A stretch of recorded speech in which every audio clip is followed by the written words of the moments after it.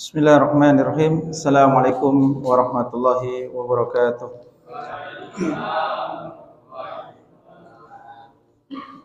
Innal hamdalillahi nahmaduhu wa nasta'inuhu wa nastaghfiruhu wa na'udzu billahi min shururi anfusina wa min sayyiati a'malina. Man yahdihillahu fala mudilla lahu wa man yudlil fala hadiya lahu.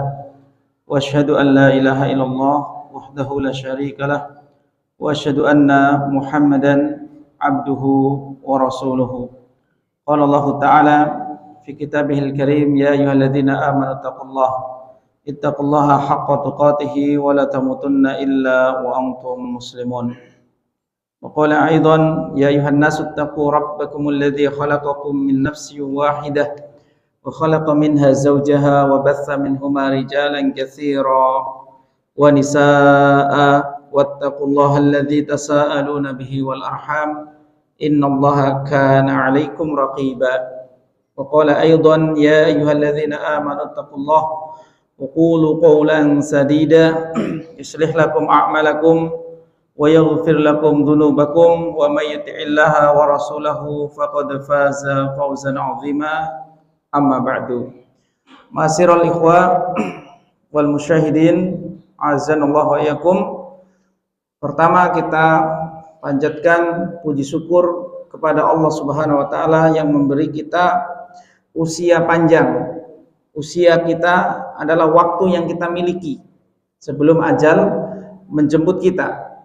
Maka usia tersebut adalah modal agar supaya kita bisa melakukan amal ketaatan dan kebajikan sebagai bekal menuju akhirat kelak.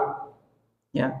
Banyak nikmat-nikmat Allah yang belum kita syukuri, ya, nikmat yang belum kita syukuri, ya, hendaklah kita mulai sekarang berusaha untuk mensyukurinya, ya, karena nikmat Allah begitu banyak. Kalau kita mengenal Allah dengan nama-nama yang Allah miliki, yang maha indah, dengan sifat-sifat Allah yang seluruhnya sifat ketinggian, kemahatinggian, maka kita akan menemukan kasih sayang Allah, rahmat Allah, dan kebaikan-kebaikan Allah Ta'ala begitu luas kepada kita. Ya. Pada kesempatan malam ini, malam keempat dari bulan Zulqa'dah 1445 Hijriah, ya, dan Zulqa'dah merupakan bulan haram. Kita dipertemukan kembali di malam yang mulia ini. Kenapa mulia? Karena Allah memuliakannya. Allah memuliakan bulan haram.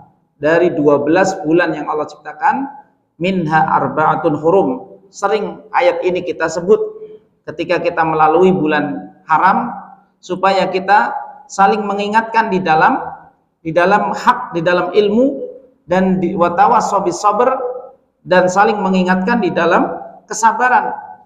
Ya, karena kalau tidak, jiwa kita akan senantiasa dikuasai oleh nafsu kita. Ya. Setiap manusia, Pak, lahir membawa nafsul amarah.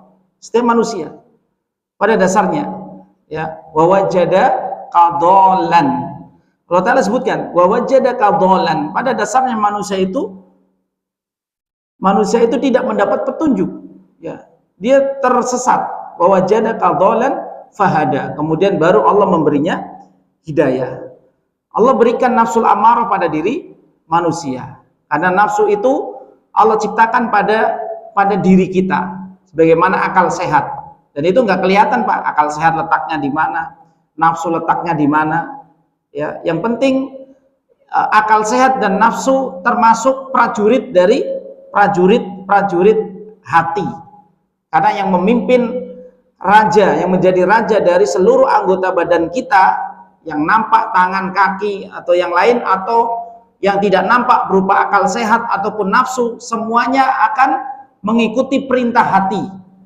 Ya. Inna fil jazadi mudghah. Di dalam jazat kita, badan kita, ada segumpal daging. Idza solahal jazadu kulluhu. Apabila sekerat daging itu baik, maka baik seluruhnya. Tangannya baik, lisannya baik, matanya baik, tidak gunakan untuk maksiat, telinganya juga baik. Apabila anggota yang sekerat badan tadi baik, sekerat daging tadi baik. Wa idal fasada jazadu kulluhu. Apabila sekerat daging itu buruk, maka buruk seluruhnya. Ala wahyal qalbu, ketahuilah sekerat daging itu adalah jantung kita atau hati kita. Ya. Dalam istilah din yang disebut hati itu jantung, Pak. Bukan hati itu liver, bukan. Ya, tapi jantung kita atau hati kita. Nah, di antara prajuritnya adalah nafsu. Ya. Nabi Yusuf mengakui hal itu. Beliau seorang nabi, tapi beliau mengatakan innan nafsa la amaratun bisu. Sesungguhnya nafsu itu selalu membawa kepada keburukan. Ya. Imam Ibnu Qayyim rahimahullah mengatakan, kenapa nafsu selalu membawa keburukan? Karena ini sifat dasar manusia diberi hawa nafsu yang nantinya akan dijadikan tunggangan iblis atau setan untuk menjerumuskan manusia. Setan itu tipu dayanya lemah, Pak. Kalau kita jujur sama Allah, menjadi orang yang mukhlis, bahkan mukhlas, ya kemudian kita minta ta'awuz, a'udzubillahi minasyaitonirrajim, setan kabur. Setan kabur, Pak. Setan itu kalau dibacakan nama Allah nggak bisa apa-apa. Dibaca bismillah saja nggak bisa masuk rumah. Karena setan itu makhluk lemah juga. Dan setan menggoda manusia, memberi was-was karena manusianya sendiri yang tidak punya benteng, tidak punya zikrullah, dia tidak banyak berzikir. Ya akhirnya yang ditunggangi hawa nafsu. Jadi cepat terjerumus. Ya, nafsu untuk riba, makan harta yang haram, untuk mencuri, untuk berjudi, untuk berzina, ya, untuk membenci, untuk tidak memaafkan, itu semuanya nafsu. Yang semuanya ada di dalam hati, ya. Semuanya anggota hati itu. Ya, maka disitulah buruknya pengaruh nafsul ammarah. Ammarah dari kata amarah, menyuruh. Ya, ammarah berarti suka menyuruh. Suka menyuruh untuk berbuat buruk. Makanya disebut nafsul ammarah. Bukan cuman amarah. Kalau amarah dalam bahasa Indonesia adalah marah, tapi amarah dari kata amar. Amar ma'ruf, menyuruh berbuat ma'ruf, ya. Maka amarah suka menyuruh. Suka menyuruh untuk berbuat buruk. Ialah amaratun bisu, kata Nabi Yusuf alaihissalam. Ya, maka nafsu perlu dididik. Nafsu perlu dididik dan dibimbing supaya menjadi nafsul mutmainnah.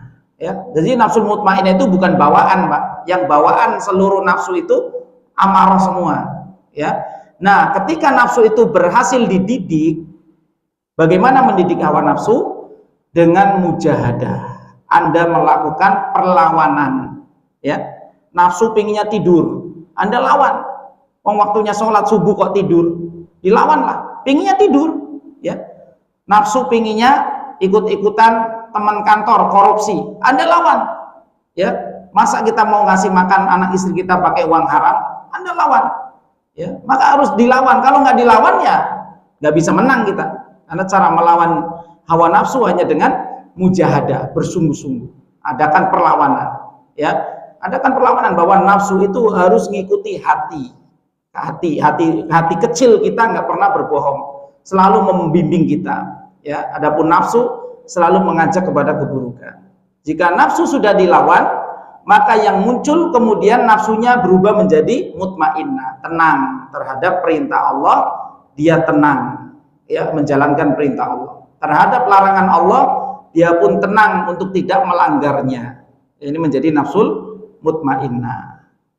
Baik, maka nafsu manusia ini selalu mengajak kepada dosa disebabkan karena dua sifat.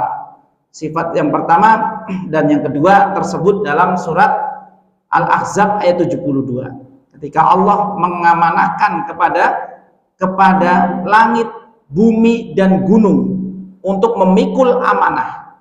Amanah Allah itu menjalankan perintahnya dan menjauhi larangannya. Itu amanah, ya. Itulah amanah. Sebagaimana Anda memegang amanah kantor, maka Anda menjalankan perintah kantor dan menjauhi yang dilarang oleh kantor. Perintah kantor apa ya? Bekerja dari jam 7 sampai jam 3 misalkan, ya, itu amanah. Kemudian yang dilarang kantor apa? Jangan markup data, jangan korupsi. Itu namanya menjalankan amanah. Ada perintah dan ada larangan. Makanya orang yang tidak amanah adalah orang yang menerjang larangan. Diamanai jabatan malah korupsi, ya kan?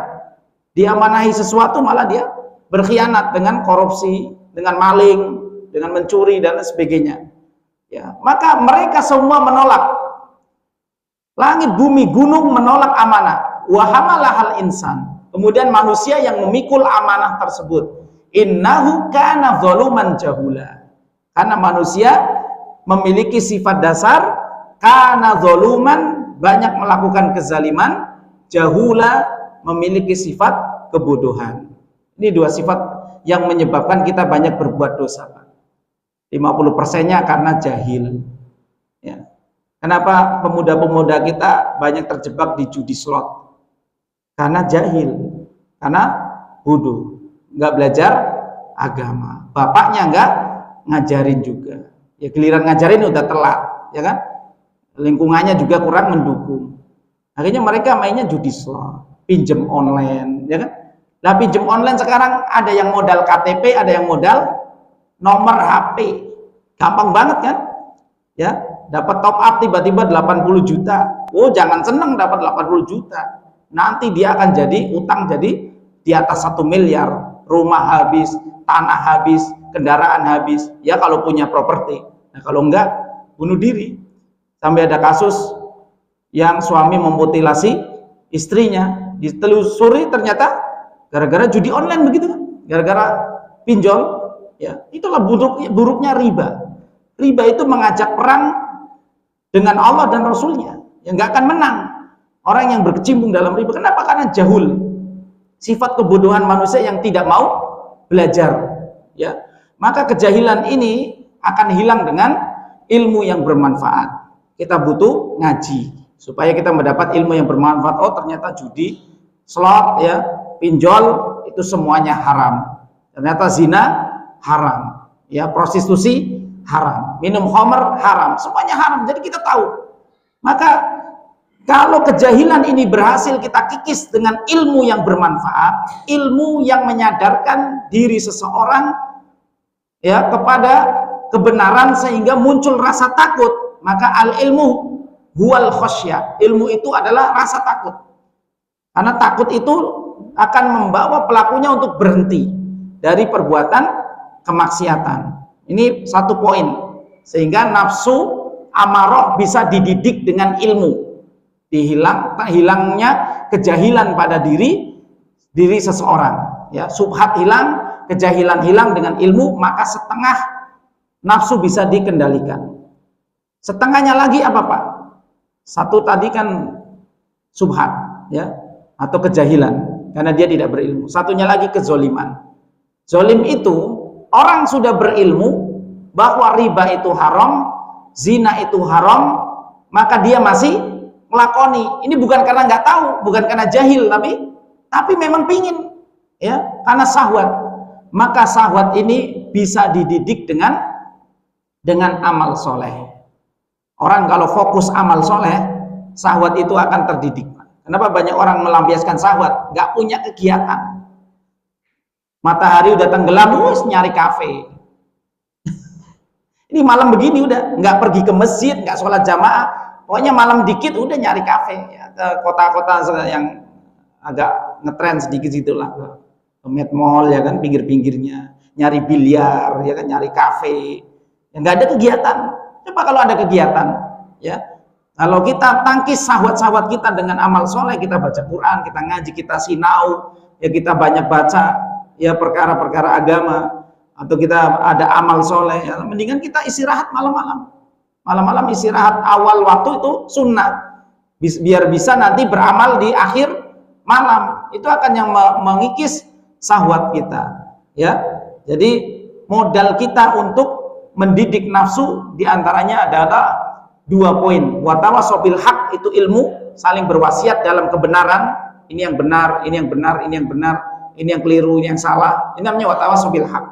Kemudian watawasobis sabr, ya, sabar itu adalah modal kita untuk melakukan ketaatan dan menjauhi larangan. Kita cuman butuh sabar. Itulah pentingnya surat wal asri, ya, pentingnya surat wal asri. Watawasobil haqqi, kita menggali ilmu yang bermanfaat. Watawasobis sabr, kita bersabar di atas ketaatan dan menjauhi larangan. Insya Allah nafsu bisa dididik dari amarah yang suka nyuruh maksiat, lintasan pikiran-pikiran kotor, pikiran jahat, pikiran maksiat, ya, maka akan terdidik dengan watawasobil haqi watawasobis sabr. Barakallahu fikum. Ini sebagai mukaddimah kita supaya kita mengenal diri. Ya, tadi dikatakan wa nafsi wa ma sawwaha fa'alhamaha fujuraha wa taqwaha. Maka kita harus mendidik hawa nafsu kita. Ya, qad aflaha man zakkaha. Beruntung orang yang mensucikan jiwanya. Wa qad khaba man dassaha. Dan sungguh celaka orang yang menginjak-injak dirinya karena melampiaskan hawa nafsunya, ya, yang merendahkan dirinya dengan menuruti hawa nafsu itu. Baik. Barakallahu fikum. Pembahasan kita adalah nama Allah Al-Bar, artinya zat yang maha baik. Nama ini diambil dari Al-Quran dalam surat Tur. Surat Tur ayat yang ke-28.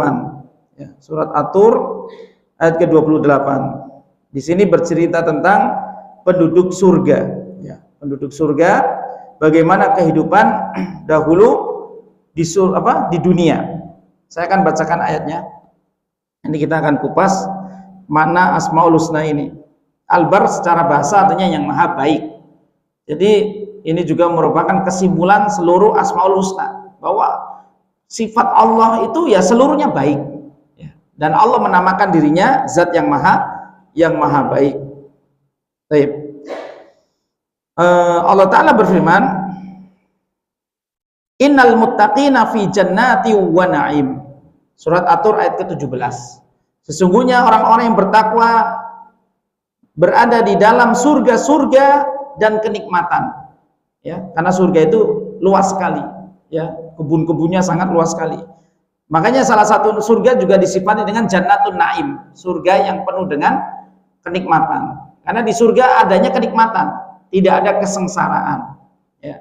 Nabi Adam ketika berada di dalam surga diizinkan oleh Allah Ta'ala untuk memakan ribuan pohon yang ada di surga, Pak. Cuman satu pohon saja yang dilarang. Kemudian setan iblis menggunakan kesempatan ini untuk menggoda Nabi Adam dengan memutar otak, ya. Iblis punya otak nggak? Iblis punya akal nggak? Punya akal nggak, Pak? Jin punya akal nggak? Punya. Jin punya akal, ya, punya akal dan punya nafsu sama. Makanya akal itu selalu dilawankan dengan nafsu. Kenapa? Nafsu itu suka menyuruh keburukan, akal sehat yang berpikir. Akal sehat itu berpikir, oh kalau saya zina akibatnya ini, kalau saya riba akibatnya ini. Namanya akal sehat, ya. Akal sehat dan nafsu itu selalu kontradiktif. Akal sehat yang membantu orang untuk bertakwa, nafsu yang membantu, yang menjerumuskan orang dari ketakwaan tadi, ya, untuk melanggar perintah, ya, melanggar perintah Allah Ta'ala. Baik. Fakihina bima atahum rabbuhum. Mereka bersenang-senang dengan apa yang Allah Ta'ala berikan kepada mereka dari Rabb mereka.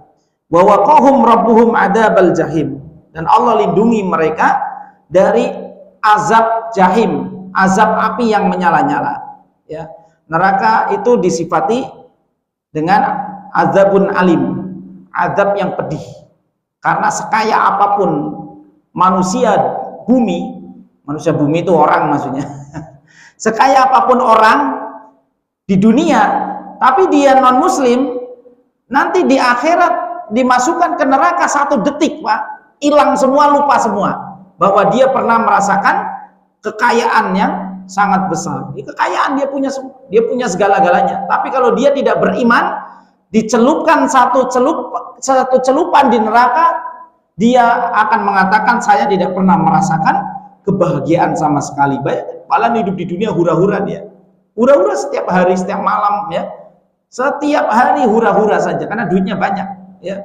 Dia punya segalanya. Namun karena tidak beriman, dia dicelupkan ke neraka 1 kali, celupan pertama hilang semua rasa nikmat. Kemudian dia ingin menggunakan seluruh hartanya untuk menebus dirinya. Walaupun punya emas sepenuh bumi. Sayangnya siapa orang yang punya emas sepenuh bumi? Emangnya bumi terdiri dari emas semua? Kebanyakan kan tanah ya. Kemudian istrinya, anaknya, teman-temannya, seluruh bani keluarganya, ya, seluruhnya ingin digunakan untuk menebus dirinya dari siksa api neraka. Maka mahal hidayah iman. Hidayah iman itu sangat mahal, kita harus mensyukurinya. Kulu washrabu hani'an bima kuntum ta'malun. Makan dan minumlah dengan enak atas jasa, atas apa yang telah kalian kerjakan. Jadi apa yang kita kerjakan di dunia ini berupa menjalankan perintah dan menjauhi larangan, semuanya akan dibalas oleh Allah Subhanahu wa taala. Dan mengerjakan perintah lebih sulit daripada menahan larangan. Ini bagi orang yang bertakwa, ya. Dan bagi orang yang fajir, ya lebih sulit lagi, Pak. Bagi kita orang beriman, menjalankan perintah itu lebih sulit, Pak. Karena untuk meninggalkan larangan, judulnya adalah pasif, menahan. Ya, alhamdulillah kita semua yang di sini bisa menahan diri dari zina, riba, khamr, misalkan judi, kita bisa menahan diri. Ya, karena kita pasif. Ya. Tinggal kita meninggalkan perbuatan-perbuatan itu. Allah Ta'ala berfirman, wa amman khafa maqama rabbih wa nahan nafsa 'anil hawa.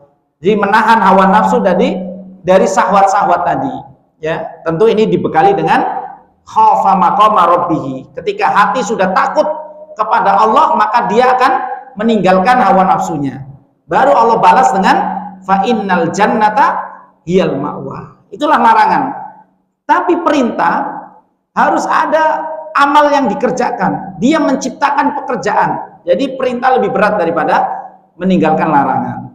Ya, menciptakan pekerjaan, contohnya sholat tahajud. Ada orang yang bisa meninggalkan khamr, judi, prostitusi dan lain sebagainya, tapi tidak bisa menciptakan sholat tahajud. Dia bisa ninggalin yang haram, Pak, tapi nggak bisa ngelakoni sholat tahajud. Maka perintah itu lebih berat, ya, sehingga balasannya besar bagi orang yang beramal soleh. Ya, maka orang yang tidak merugi itu orang yang tidak sekedar menahan diri dari larangan, tapi dia wa amilus sholihat, dia mengerjakan amal-amal soleh. Ya, semua akan ada balasannya. Bahkan di antara rahmat Allah yang luas, umat ini umat yang terakhir, tapi menjadi umat yang terdepan masuk surga. Kenapa terdepan? Karena amal umat ini yang terbesar dari umat-umat sebelumnya. Padahal usianya yang paling pendek, 60 tahun. Ya, 60 tahun rata-rata dari kita sampai 70 tahun. Sedikit yang melampaui itu. Umat dahulu usianya 1000 tahun, ada 1500 tahun, ya. Nabi Nuh usianya panjang, 1000 tahun lebih, ya. Nabi Adam 1000 tahun. Nabi-nabi dahulu usianya panjang. Namun umat ini sedikit, tapi dibalas Allah Ta'ala dengan 2 kali lipat. Dengan 2 kali lipat balasan. Perumpamaannya adalah orang Islam itu bekerja sebentar, ya, tapi balasannya 2 kali lipat. Orang Yahudi bekerja dari subuh sampai zuhur, perumpamaannya. Orang Nasrani bekerja dari zuhur sampai asar. Orang Islam, Muslim bekerja dari asar sampai maghrib, sebentar doang, 2 jam doang. Namun balasannya 2 kali lipat daripada umat Yahudi yang Muslim dan Nasrani yang Muslim. Loh, kok Yahudi yang Muslim? Ya, Yahudi pengikutnya Nabi Musa. Nasrani yang Muslim, ya, maksudnya Hawariyun, penolong Nabi Isa. Ternyata pahala kita 2 kali lipat. Inilah fadlul Islam, keutamaan Islam di atas agama yang lain. Ya, sampai-sampai Yahudi milih hari yang terbaik untuk mereka ibadah Sabtu. Ya, Nasrani dengan hawa nafsunya mengira kalau Ahad, ya, atau mereka sebut Minggu, itu yang terbaik. Walaupun kita umat yang terakhir, ternyata Sayyidul Ayam adalah hari Jumat, ya. Untuk kita, untuk umat Islam, Pak. Ini keutamaan umat Islam daripada Yahudi dan Nasrani. Ya, keutamaan kita itu besar. Makanya kita harus syukuri nikmat Islam ini. Ya, kita jaga dengan persatuan dan seterusnya. Ya, jangan berpecah belah. Baik. Muttaqina ala sururim masfufah. Mereka berada di atas dipan-dipan. Ya, kasur-kasur yang ditumpuk dengan rapi. Wa zawajnahum bi hurin 'ain, dan kami nikahkan mereka dengan bidadari yang bermata jelita. Ya. Penduduk surga itu minimal punya 2 istri. Istri dari golongan kita, istri kita yang sekarang ya. Sama-sama masuk surga jadi istri bidadari. Dia akan jadi bidadari, Pak. Dan akan dapat 1 bidadari yang Allah ciptakan langsung di surga. Itu minimal. Bagi para syuhada, orang yang mati syahid, dia akan mendapatkan 72 bidadari. Ya, makanya gimana kita jihad, Pak? Jihadnya mau kemana? Mau langsung ke Rafah? Rafah sekarang dibom, ya. Sedang dibom lagi sama Israel laknatullah alaihim. Kasihan saudara-saudara kita. Maka henti-hentinya kita harus ikhlas. Terus ikhlas itu terus menerus, bukan hanya ketika sudah mulai surut ya, atau kita nggak mau tahu kabar-kabar dari sono ya. Kita ketika mendengar kabar tersebut doakan saudara kita ya. Baik. Jadi jihad itu ya mujahadah dulu, melawan hawa nafsu dulu ya. Baru jihad yang setelahnya ya, jika ada kesempatan ya. Tapi kalau negeri aman tidak ada jihad. Yang ada jihad dengan ilmu. Yang ada kita berjihad dengan ilmu, membela agama ini dari subhat-subhat yang dilontarkan oleh pelakunya. Ya, oleh pelakunya. Ya, karena sekarang itu YouTube itu semrawut. Pandang hukum ini menurut Islam. Tapi yang ceramah nggak pakai ilmu. Menurut saya, pengalaman saya, dulu saya di pesantren begini. Loh, ini kan menurut Islam tapi ngomong tanpa dalil, ya kan? Gimana hukum ini menurut Islam? Yang ngomong nggak pakai dalil, dalilnya Al-Quran ini, tafsir ulamanya begini, hadisnya begini, itu baru hukum titik-titik menurut Islam. Nah, kalau hukum titik-titik menurut Islam cuman ngomong menurut saya, pendapat saya, itu bukan menurut Islam. Kadang orang YouTuber bikin judul itu seenak dewi. Sakarape dewi mereka ya. Baik. Kemudian Allah Ta'ala berfirman, walladzina amanu wattaba'athum dzurriyyatuhum biimanin alhaqna bihim dzurriyyatahum wa ma alatnahum min amalihim min syai'. Kullu imri'in bima kasaba rahin. Maka orang-orang yang beriman, yang anak cucu mereka juga mengikuti keimanan orang tuanya, maka akan kami pertemukan mereka di 1 derajat surga yang tinggi. Ya, jadi kalau kita punya keluarga, ya, kemudian di antara keluarga kita atau kita orang tua surganya lebih tinggi. Kemudian ada anak-anak kita, keturunan kita yang surganya lebih rendah. Nanti akan dipertemukan di dalam surga di derajat yang paling tinggi, derajat yang sama. Ini di antara makna kebajikan, ya, disebabkan karena kebajikan, Pak. Kebajikan itu apa tadi? Albar itu orang yang banyak melakukan kebajikan. Jamaknya disebut abror. Innal abrara lafi na'im. Surat Al-Infitor. Sesungguhnya orang yang banyak melakukan kebaikan, mereka akan berada di dalam kenikmatan, yaitu surga. Ya, jadi ternyata kita harus memperjuangkan sesuatu. Perjuangan kita itu bukan memperjuangkan fulan jadi raja atau jadi presiden, enggak. Ya, ini sudah mereda juga kan. Perjuangan kita itu jadi orang baik. Ya, jangan berhenti jadi orang baik, maksudnya abror. Abror itu yang kebaikannya sangat banyak. Ini disebut abror. Ya. Yang kebaikannya banyak, ini disebut abror, yang akan dibalas oleh Allah Ta'ala dengan balasan surga. Inilah orang-orang yang disifati dengan abror. Baik. Nah, di sini Allah Ta'ala sebutkan kenikmatan-kenikmatan surga tersebut, kemudian ditutup di ayat ke-28. Saya langsung persingkat, nanti bapak-bapak bisa pelajari lagi tafsirnya di surat Tur dari ayat 17 sampai ayat 28. Inna kunna min qablu nad'uhu. Sesungguhnya kami dulu di dunia berdoa kepada Allah Subhanahu wa taala karena rasa takut kami terhadap azabnya, ya, ingin selamat dari azabnya dan ingin dimasukkan ke surga. Jadi kita berdoa kepada Allah dengan doa tersebut, ya. Bahkan kita boleh meminta surga, ya, karena diperintahkan, dan kita pun meminta dilindungi dari api neraka karena diperintahkan juga, ya. Doa Rabbana atina fid dunya hasanah wa fil akhirati hasanah wa qina adzabannar. Itu minta surga yang pertama. Kebaikan akhirat itu surga. Kemudian kebaikan dunia sekarang di dunia. Kemudian wa qina adzabannar, minta dijauhkan dari neraka. Ini doa kita. Maka penduduk surga itu memuji Allah, innahu huwal barur rahim. Sesungguhnya Allah dialah zat yang maha baik lagi maha penyayang. Seolah-olah mereka masuk surga itu karena murni kebaikan Allah Subhanahu wa ta'ala. Ya. Kalau amal soleh ditukar dengan surga itu nggak sebanding, Pak. Nggak sebanding. Kenapa? Anda beramal dari usia 15 tahun sampai misalkan umur kita 70 tahun. Berapa tahun itu, Pak? 15 tahun kita balik. Kemudian usia kita misalkan 70 tahun. Berapa? 70 kurangi 15 berapa? 55 tahun. Kalau amal soleh kita ditukar dengan surga, nggak sebanding selama 55 tahun. Harusnya Anda di surga cukup 55 tahun saja. Tapi orang di surga itu khalidina fiha abada. Maka tidak ada orang masuk surga karena amalnya. Ya. Namun derajat surga ditentukan oleh amal. Ini sudah sunatullah, sudah ketetapan keadilan Allah Subhanahu wa ta'ala.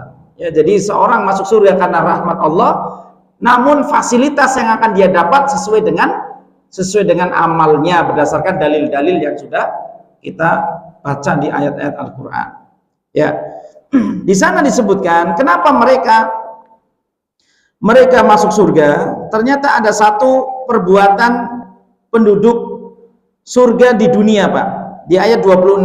Qalu inna kunna qablu fi ahlina musfiqin. Dulu kami di dunia, di tengah-tengah keluarga kami, musfikin, kami merasa takut.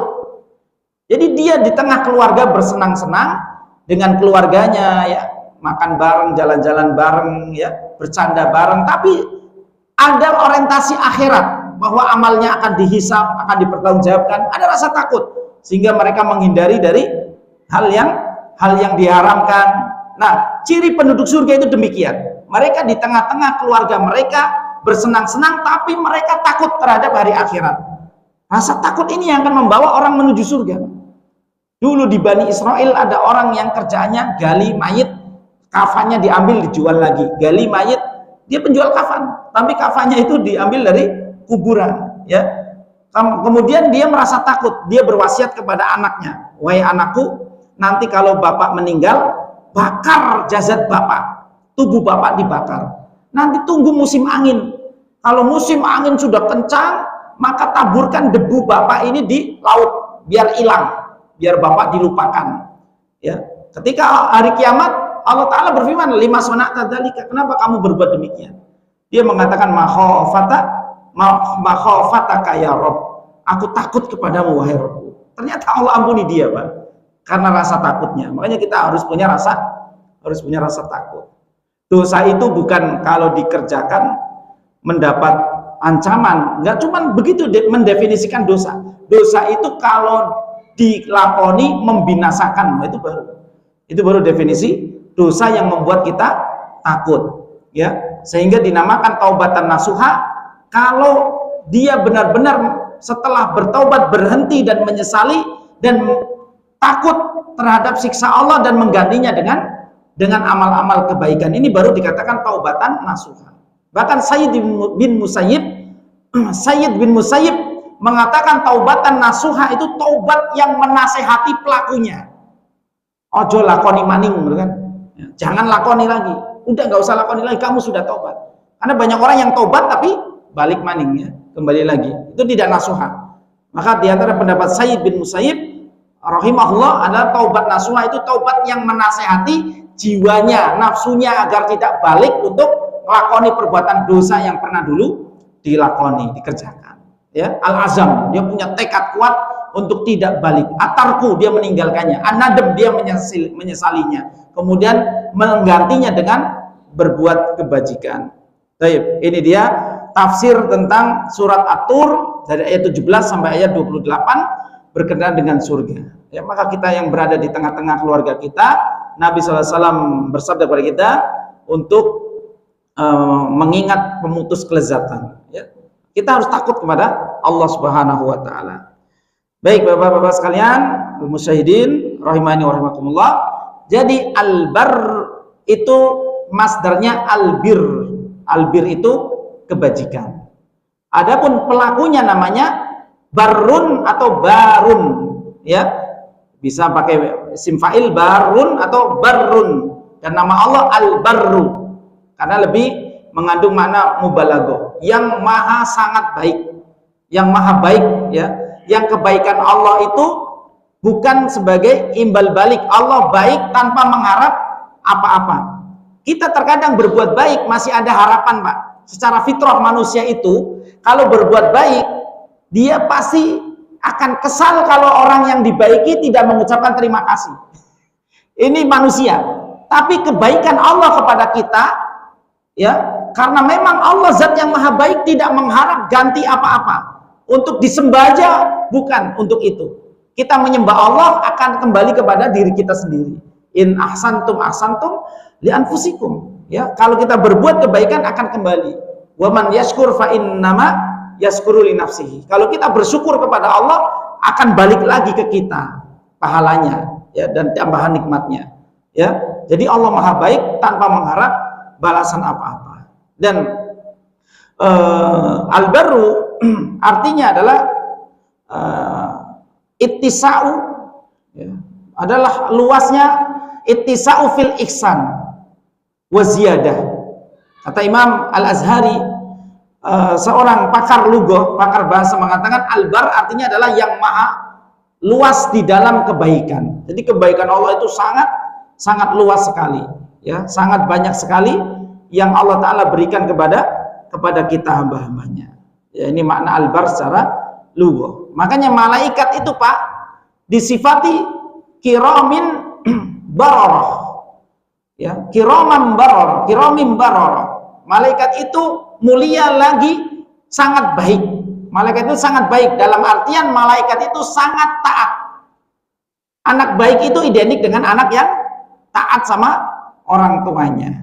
Murid itu baik jika dia taat sama gurunya. Malaikat taat sama penciptanya, ya, sama Al-Malik yang menciptakannya. Ya, maka malaikat disifati bararah. Bararah itu sangat baik. Ya, baik ini makna dari al-bar, yang baik, yang maha baik. Ya, berarti al-barru untuk hak Allah Subhanahu wa taala adalah zat yang maha baik kepada hamba-hambanya. Ya, kebaikan Allah ini kebaikan yang sangat luas, ya. Karena al-bar secara bahasa pula bisa diartikan dengan daratan, ya. Al-bar artinya daratan, Pak, sebagaimana perkataan ulama ahli lugah, ya, Ibnu Ashur, ulama ahli lugah mengatakan al-barru artinya daratan. Zaharal fasadu fil barri wal bahri, telah nampak kerusakan di daratan. Jadi al-bar artinya daratan, karena daratan itu disifati luas. Muqabil al-bahr, lawan daripada laut. Laut itu luas, maka daratan juga disifati luas, ya, karena daratan itu mencakup tempat tinggal manusia. Daratan 8 miliar manusia cukup saja, Pak. Luas itu sesuatu kalau ditaruh di atasnya itu cukup, makanya luas. Rumah kita luas karena kita cukup, ya, tinggal di rumah tersebut, tidak merasa kesempitan, namanya luas. Ya, maka al-bar artinya yang kebaikannya sangat luas. Di antara mana al-bar untuk Allah SWT, yang kebaikan Allah sangat luas kepada hamba-hambanya. Baik. Jadi kemudian seorang anak dikatakan anak yang berbakti, ya, birrul, makanya dikatakan birrul walidain. Apabila anak tersebut jujur di dalam kebaktiannya kepada orang tua. Jadi di antara makna al-birru, ya, atau al-birru dimaknai dengan asidku juga. Asidku artinya kejujuran, ya. Nabi SAW bersabda, alaika bisidq, hendaklah kalian berlaku jujur. Fa inna sidqa yahdi ilal bir, karena kejujuran itu pasti menunjukkan kepada kebajikan. Wa innal birra, dan sesungguhnya kebajikan itu yahdi ilal jannah, akan menunjukkan pelakunya ke dalam surga. Maka kita dapati orang yang jujur itu sedikit Pak sekarang. Ya, jujur dalam bermuamalah itu sedikit. Ya, maka hendaklah kita menjadi orang yang jujur. Baik, ini diantara makna-makna yang ditafsirkan oleh para ulama tentang makna al-bar. Kemudian Nabi Isa, Nabi Yahya, mereka dijuluki anak yang berbakti. Jadi anak yang berbakti itu kalau dia jujur dalam berbakti kepada orang tua, betul-betul jujur Pak, ya, betul-betul dia jujur dalam apa, menunjukkan kebaikannya kepada orang tua. Ini disebut anak berbakti. Wa barran biwalidati. Ya, Nabi Isa disifati aku berbakti kepada ibuku. Ya, karena Nabi Isa nggak punya bapak. Walam yaj'alni jabbaran syaqiyya. Dan Allah tidak menjadikan aku seorang yang jabbar, orang yang angkuh, semenang-menang. Syaqiyya lagi celaka. Jadi orang yang semenang-menang itu ujungnya pasti celaka. Ya. Kemudian Nabi Yahya mengatakan wa barram biwalidayhi. Nabi Yahya itu disifati dia berbakti kepada kedua orang tuanya. Karena Nabi Yahya punya ibu dan punya bapak, bapaknya Nabi Zakaria. Ya, walam yakun jabbaran asiyya. Dan Allah tidak menjadikannya seorang yang sewenang-wenang lagi asiyya, ya, celaka, ya. Baik. Asiyya ini suka bermaksiat, ya, celaka. Kemudian Nabi SAW bersabda, al-birru husnul khuluq. Al-birru ditafsirkan oleh Nabi, bir itu kebajikan yang luas tadi, ya. Makanya Anda pernah dengar ayat yang berbunyi laisal lang tanalul birra hatta tunfiqu mimma tuhibbun. Juz 4. Awal bunyi juz 4 sebelum qulut tu'ami hilal li bani Israil. Jadi lan tanalul birra hatta tunfiqu. Kalian tidak akan mencapai al-birra, kebajikan yang maksimal, sampai kalian menginfakkan harta yang kalian cintai. Jadi al-birra itu kebaikan yang luas Pak. Orang yang infak goceng, infak goceng itu semua orang mampu. Kalau uang kita itu 100 juta, infaknya goceng, ini bukan orang yang abror, bukan orang yang abror Pak. Ya, karena infaknya goceng, infak goceng juga orang miskin bisa. Ya. Orang yang di bawah kita jauh ekonominya, infak goceng itu bisa. Ya, makanya masukin kotak infak ya jangan goceng lah. Kalau harta kita memang puluhan juta, masa kita sama tetangga kita yang apa penghasilannya nggak tentu, serabutan, ya infaknya goceng juga, ya. Maka coba lihat sahabat Pak, sahabat menerapkan ayat tadi. Ada sahabat yang namanya Tolha, ya, Abu Tolha. Abu Tolha punya kebun di depan Masjid Nabawi. Harta yang paling dicintainya adalah kebun korma yang bernama Buraiha. Maka Abu Tolha datang kepada Rasulullah, ya Rasulullah, harta yang paling aku cintai adalah kebun ini. Maka manfaatkanlah kebun ini sesuai kepentingan agama. Diwakafkan kebun yang paling dicintai. Kemudian ada lagi seorang sahabat yang paling dia cintai adalah budak wanitanya yang sangat cantik. Ini zaman dulu ada budak Pak. Sekarang ada budak, ya. Jangan berandai-andai. Ya, kapan kaum muslimin punya budak lagi nanti kalau terjadi masa jihad lagi, masa pertempuran lagi.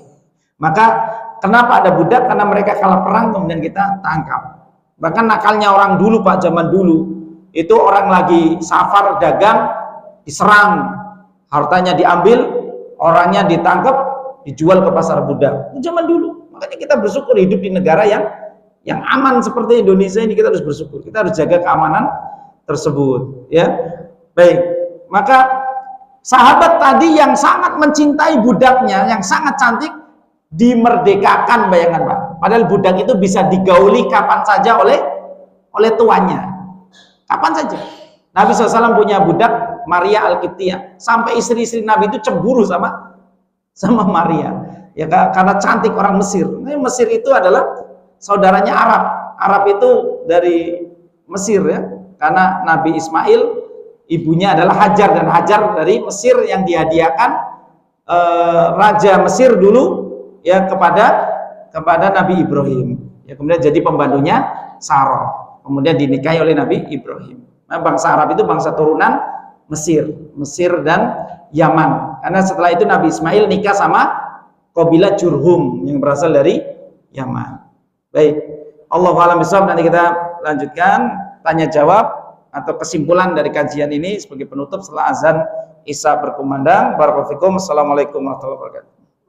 Alhamdulillah, salatu wassalamu ala Rasulillah wa ba'du. Maka itulah yang dilakukan oleh para sahabat dulu ya.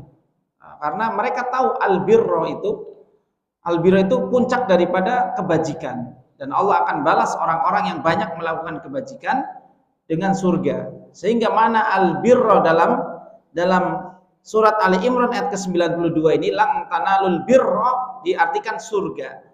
Kalian tidak akan mencapai surga hatta tunfiqu, sampai kalian infakkan mimma tuhibbun, apa yang kalian cintai ya. Maka ini motivasi agar kita mencapai derajat surga, Pak. Ya, ternyata infak, sedekah itu bisa mengantarkan seorang ke surga. Karena di antara 8 pintu surga ada pintu sedekah. Ada pintu sedekah. Pintu puasa ya Ar-Rayyan. Ya, puasa itu bisa dilakoni oleh siapa saja, Pak. Yang penting badannya kuat. Ya. Ibadah kuat-kuatan itu ibadah sholat sama puasa.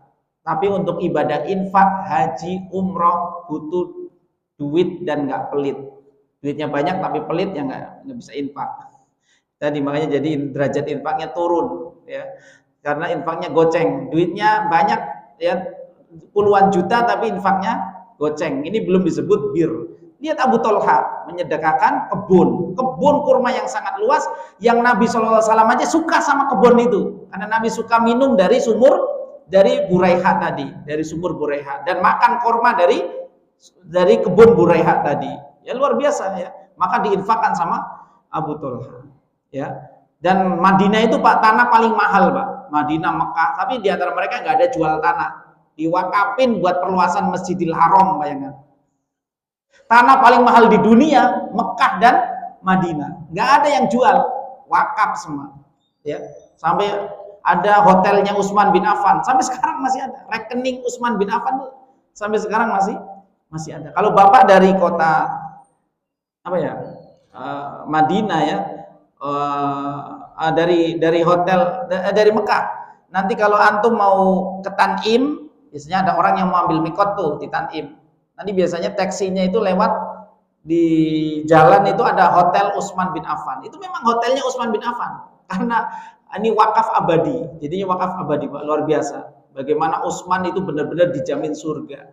Ya dijamin surga Utsman bin Affan karena infaknya yang luar biasa. Ini namanya orang yang abror, orang yang berbakti, orang yang banyak berbuat kebaikan, benar-benar akan dibalas dengan surga. Ya. Takkid daripada dalil 92 Ali Imran tadi, ayat 92 adalah sabda Nabi SAW, inna sidqa yahdi ilal bir.